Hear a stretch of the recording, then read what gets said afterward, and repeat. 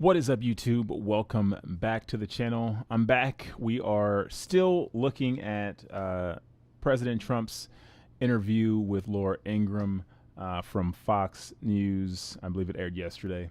I'm going to play this segment where he's asked a question about how he's going to bring security, how his law and order message is going to be perceived by the American public, and what he's going to be offering in his new term. And this question just hits the bizarre as the president starts to talk about the men in shadows and who is controlling Joe Biden. Now, again, the president is the president, right? He's getting top secret information. He has a lot of confidential information at his disposal. So he may have information that he's not able to share with us. So I think sometimes he kind of enters into that territory because he is somebody who is very comfortable just talking off the cuff. And he also, of course, his ego, he likes to brag. So he probably wants to say things often and realizes, oh, that's right, I probably can't say that. But this one kind of bordered, initially I thought, well, maybe there's some truth to this. But then I had to do a little bit of research, and it turns out he's just parroting what he heard on the internet. So let's play the clip, and I will give you the diagnosis here on this one as well. I think they're going to go to jail for 10 years for doing what they're doing. Then they're going to keep doing it. So how does a Trump re-election calm things down in the United States? Biden says he's going to calm things down. How will a Trump re-election calm? Why? Why won't he calm things down? Biden won't calm things down. They will take over. They will have won. If Biden gets in, they will have won. He's a weak person. He's controlled like a puppet. So it's not going to be calm things down. It's going to be they will have won. They will have taken over your cities. It's a revolution. You understand that. It's a revolution.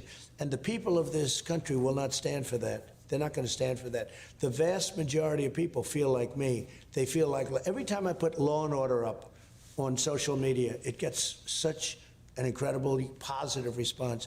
The people of this country will not stand for it. If you say calm things down, yeah, calm things down because they will have taken over. Take a look at what's going on. And Biden, well, Biden is, I don't even like to mention Biden because he's not controlling anything. Who do you think is pulling Biden's strings? Is it former Obama people officials? That you've never heard of, people that are in the dark shadows, people that... What does that mean? That sounds like conspiracy theory, dark shadows. No, what is people that you haven't heard of. They're people that are on the streets. They're people that are controlling the streets. We had somebody get on a plane from a certain city this weekend.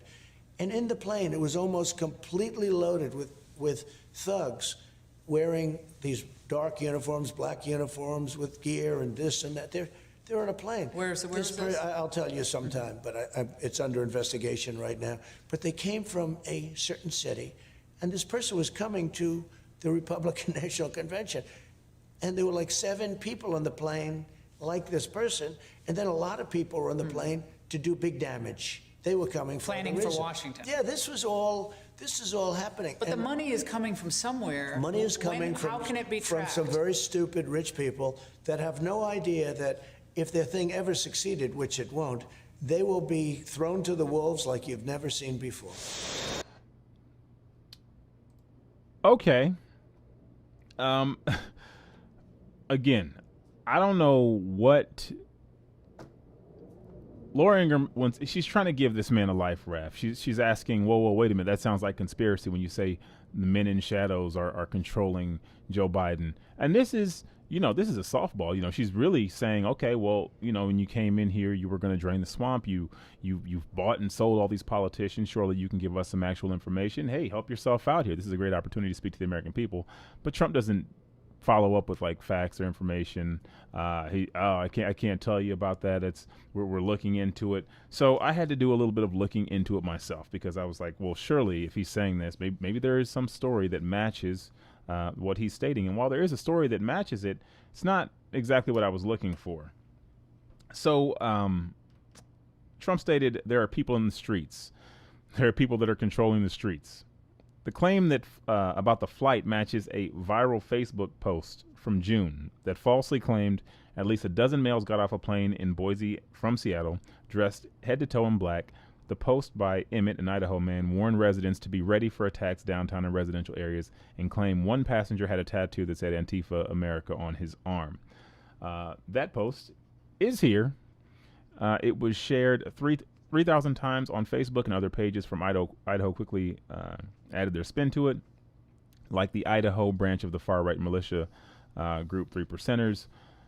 One post claimed that Antifa had sent a plane load of their people from, and that the Payette County Sheriff's Office confirmed it. Within days, that version of the rumor picked up enough steam in Idaho Facebook groups that Payette County Sheriff's Office had to release a statement insisting that the viral rumor was false information. I don't understand what this man is doing right now. There's lots of opportunities to attack Joe Biden. I do think his statements about the lawlessness that would occur under a Biden administration, they're kind of silly. Obviously, this is happening under your administration. But when he says things like they will have won, you're saying they. Who is they? Who are these people that we should be concerned about? Who are these people that the American people should be concerned about? You don't really substantiate that claim, and then you just say things that are very vague, and you talk about shadow people, and you talk about they will have won and people should be concerned. Either give me some information or you sound crazy. I don't understand.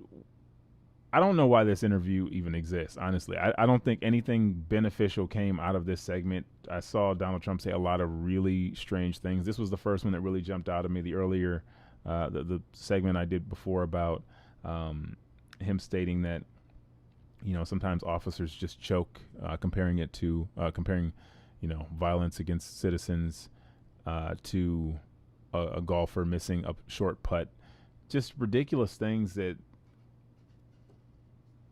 we're still tight in this election, and it doesn't take much to remind people where you stand. And like I said, constantly as an undecided voter, I go back and forth. I look at what you're doing, and then I look at what Joe Biden is saying, and more specific, I'm looking at who Joe Biden is around and what they're saying, because I don't think Joe Biden truly is controlling. I think that's a legitimate claim. If Ingraham says, "Are we talking about Obama operatives?" Go ahead, align Joe Biden with Obama. You got here because of President Obama. I think that's a winning strategy for you. Pursue that. Don't say vague things about shadow people. Don't say vague things about some rumor you heard on Facebook about people boarding planes, and you can't. There's no proof. You can't substantiate that. And maybe there's more to the story, but probably not. It wouldn't be the first time that Donald Trump said something that made absolutely no sense. It was completely false and really only was stated to help serve his re-election campaign, his narrative, and this fear that he's trying to instill in the American people currently. So such a bizarre interview. I would love to hear what you guys think about it. Are there any other segments of this thing that I have not yet covered that we should be talking about? Let me know. He will be in Kenosha today. Hopefully he makes a statement. We'll have something solid, concrete, something prepared. But he's just got to stop talking at this particular point. So I'm going to get out of here. If you guys enjoyed this video, make sure you give it a like, subscribe for more, and I'll see you guys in the next segment.